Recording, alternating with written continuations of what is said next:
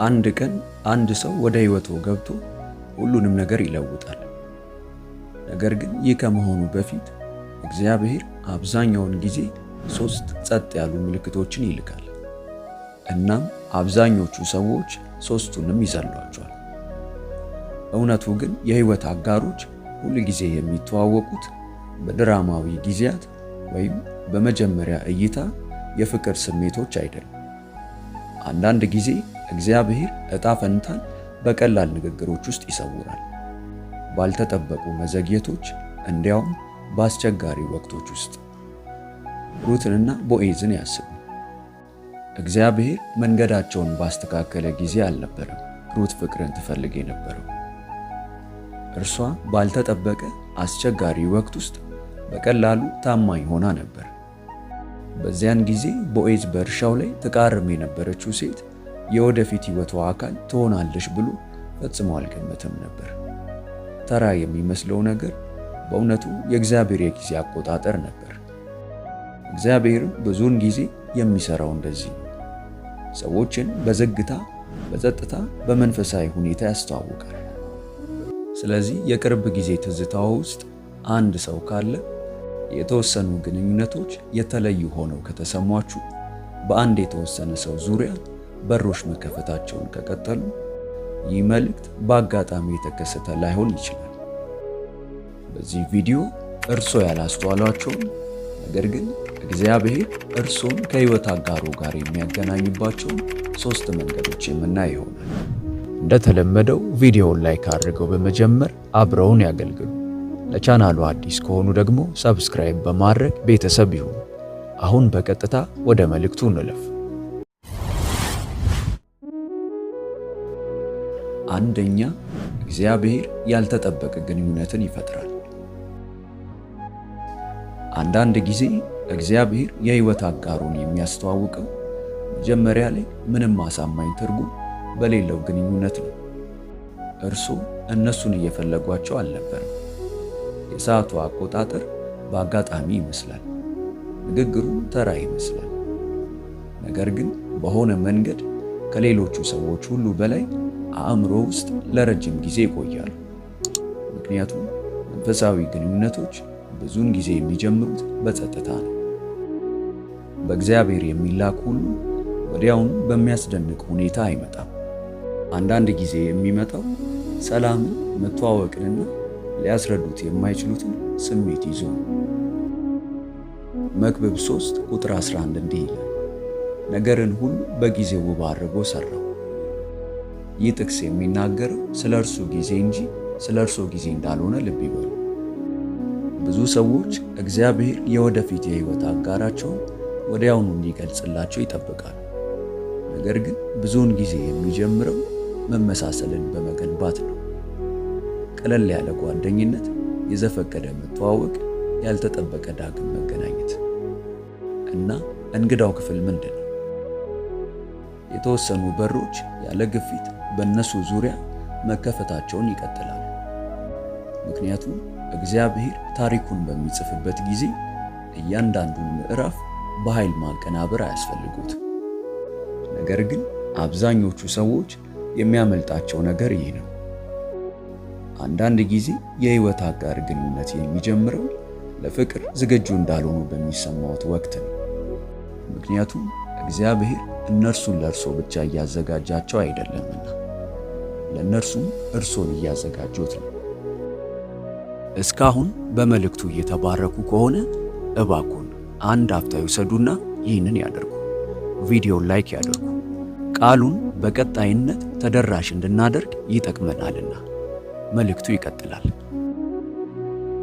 ሁለተኛ፣ እግዚአብሔር መጀመሪያ ትክክል ያልሆኑትን ሰዎች ያስወግዳል። እግዚአብሔር ትክክለኛውን ሰው ወደ ሕይወቱ ከማምጣቱ በፊት ብዙውን ጊዜ ትክክል ያልሆኑትን ማስወገድ ይጀምራል። እና በእውነቱ አብዛኞቹ ሰዎች በስህተት የሚረዱት ይህንን ክፍል ነው። ግንኙነቱ በማብቃቱ ምክንያት ያለቅሳሉ። እግዚአብሔር ከነርሱ ጋር ግንኙነታቸውን ያቋረጣቸውን ሰዎች ይከተላሉ። መለያየትን እንደ ቅጣት ይቆጥሩታል። በእውነቱ ግን ጥበቃ ነው። እግዚአብሔር እርሶ ማየት የማይችሉትን ያያል። ከዓላማው የሚያዘናጋውትን ያውቃል። ሰላሙን ሊያጎድፍ የሚችለውን ያያል። እግዚአብሔር ወዳዘጋጀሉ የወደፊት ሕይወት እስከ መጨረሻው ሊወስዶት የሚችለውን ሰው ከእርሶ ይልቅ ያውቃል። ለዚህም የተወሰኑ ግንኙነቶች በድንገት የሚፈርሱት አንድ ላይ ለመቆየት ምንም ቢጥሩም እንኳን። ኢሳይያስ 55 ቁጥር 8 እንዲህ ይላል፣ ሐሳቤ እንደ ሐሳባችሁ መንገዳችሁ እንደ መንገዴ አይደለምና ይላል እግዚአብሔር። ከዕጣ ፈንታ በፊት እግዚአብሔር ሐሳቡን በማቀድ ርቀት የሚፈጥርባቸው ጊዜያት አሉ እና አስደንጋጩ ክፍል ይኸውና። አሰቃቂ መለያየት ከተፈጸመ ብዙም ሳይቆይ ብዙ ሰዎች እግዚአብሔር ከመጀመሪያው ጀምሮ በእርግጥ ያዘጋጀላቸውን ሰው ማግኘት ይጀምራሉ። ምክንያቱም እግዚአብሔር አንዳንድ ጊዜ እውነተኛውን ግንኙነት ከመላኩ በፊት ስሜታዊ ክፍተት ይፈጥራል። የልብ ስብራት እርሶን ለማጥፋት የታሰበ አልነበረም። እርሶን አቅጣጫ ለማስያዝ የታሰበ ነበር እና አንድ ቀን ወደ ኋላ መለስ ብሎ ማየትና ላልተሳኩ ግንኙነቶቹ ሁሉ እግዚአብሔርን ማመስገን ይችላሉ። ምክንያቱም በመጨረሻ ለሚሳካለት ሰው ጥበቃ አድርጓልና። ሶስተኛ፣ እግዚአብሔር ከማሳየቱ በፊት እርሶን ይለውጦታል። እግዚአብሔር ለሕይወት አጋሩ እርሶን እያዘጋጁት መሆኑ ከሚያሳዩ ትላልቅ ምልክቶች አንዱ መጀመሪያ እርሶን መለወጥ ሲጀምር ነው። የአስተሳሰብ ሁኔታው ይቀየራል፣ መመዘኛው ይቀየራል፣ ልማዶቹ ይቀየራሉ። ከዚህ በፊት ያስደስቶት የነበሩ ነገሮች በድንገት ባዶ ሆኖ ይሰማቸዋል። ሰላሙን መጠበቅ ይጀምራሉ። የተለየ ጸሎት መጸለይ፣ የተለየ ማሰብ፣ አልፎ አልፎ የተለየ ፍቅር ማሳየት ይጀምራሉ። ለምን? ምክንያቱም እግዚአብሔር እየጸለዩለት ያለው ግንኙነት የአዲሱን የእርሶን ትውስታ ወይም የተሻለ ስሪት እንደሚፈልግ ያውቃል። አብዛኞቹ ሰዎች ትክክለኛውን ሰው በማግኘት ላይ ስለሚያተኩሩ ይረሳሉ። እግዚአብሔር አብዝቶ የሚያሳስበው በሂደቱ ውስጥ ምን እየሆነ እንዳለ ነው። ሮሜ 12 ቁጥር 2 እንዲህ ይላል፣ በልባችሁ መታደስ ተለወጡ እንጂ ይህን ዓለም አትምሰሉ። እውነተኛ የሕይወት አጋር ግንኙነቶች የሚገነቡት በመሳብ ላይ ብቻ አይደለም፣ የተገነቡት በመንፈሳዊ መመሳሰል ላይ ነው። ለዚህም ትክክለኛው ሰው ከመምጣቱ በፊት እግዚአብሔር ብዙውን ጊዜ የብቸኝነት የመፈወስና የማደግ ወቅቶችን የሚፈቅደው እና በዚያ ሂደት ውስጥ ሰማይ በአንድ ጊዜ ለአንድ ሰው እርሶን እያዘጋጁት መሆኑ ላያስተውሉ ይችላሉ። እርሶ ትዕግስት ሲማሩ፣ እነርሱ ቁርጠኝነት እየተማሩ ሊሆን ይችላል። እግዚአብሔር ልቦን ሲፈውስ፣ እነሱን ሊፈውስ ይችላል እና በድንገት በትክክለኛው ሰዓት የተዘጋጁ ሁለት ሰዎች ከሰው ልጅ ፍላጎት ይልቅ በእግዚአብሔር የጊዜ ሰሌዳ ስር ይገናኛል። ለዚህም ነው እግዚአብሔር በዝግታ እየገነባ ባለው ነገር ላይ በፍጹም መቸኮል የሌለበት። ምክንያቱም እግዚአብሔር የሕይወት አጋሩን ሲያስተዋውቆ ስሜታዊ ብቻ ሆኖ አይሰማውትም፣ የተስተካከለ ወይም የተቃኘ ሆኖ ይሰማውታል። ምናልባት እየጸለዩለት ያለው ሰው ከሚያስቡት በላይ ቀድሞውኑ ቅርብ ሊሆን ይችላል።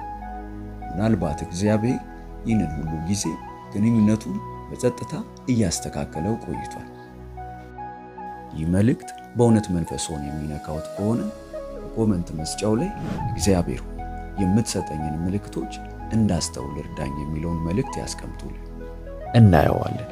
ቪዲዮውን ላይክ እና ለወዳጆ ሼር በማድረግ አብረውን ያገልግሉ። ለቻናሉ አዲስ ከሆኑ ደግሞ ሰብስክራይብ በማድረግና የደውል ምልክቷን በመጫን ቤተሰብ ይሁኑ። በቀጣይ በአዲስ ቪዲዮ እስከምንገናኝ ሰላም ሁኑ። ሆሊቲዩብ ኢትዮጵያ ዩቲዩብ ቻናል ተባርካችኋል። በይበልጥ በመንፈሳዊ ሕይወቶ እጅግ የሚበረቱባቸውና መንፈሳዊ ረሃቦን የሚጨምሩ ትምህርቶች እንዲሁም የጸሎት አገልግሎት በየቀኑ እንዲደርሱ ሰርቫንት መልካሙን ጌታ በማለት የፌስቡክ እንዲሁም የቲክቶክ አካውንታችንን እንዲሁም ሆሊቲዩብ ኢትዮጵያ ብለው ሰርች በማድረግ የቴሌግራም ቻናላችንን ይቀላቀሉ።